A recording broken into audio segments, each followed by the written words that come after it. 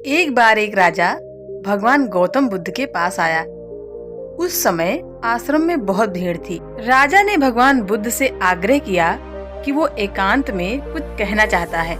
इस पर भगवान बुद्ध बोले, सर्वत्र एकांत है, यही बोलो। राजा ने कहा, मैं संन्यास लेना चाहता हूँ। ये सुनकर बुद्ध थोड़ा गंभीर हो गए।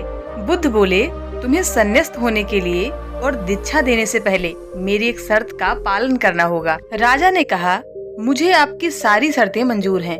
बुद्ध ने आदेश दिया कि तुम पूरी तरह से नग्न हो जाओ और अपनी राजधानी के मार्ग पे स्वयं को जूते मारते हुए चक्कर लगा कर आओ। राजा ने वैसा ही किया।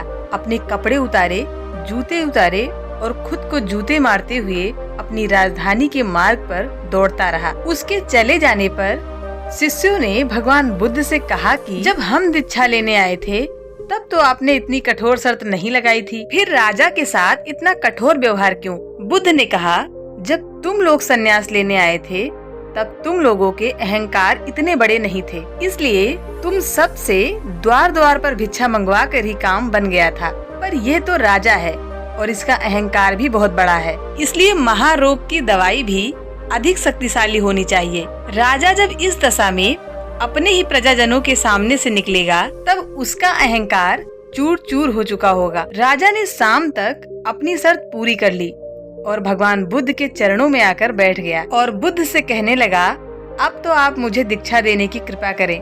बुद्ध ने राजा के सर पर मुकुट रखा और कहा, अब तुम्हें संन्यास लेने की जरूरत नहीं है, अब जाओ स्वामी भाव छोड़ के सेवक भाव से राज्य करो।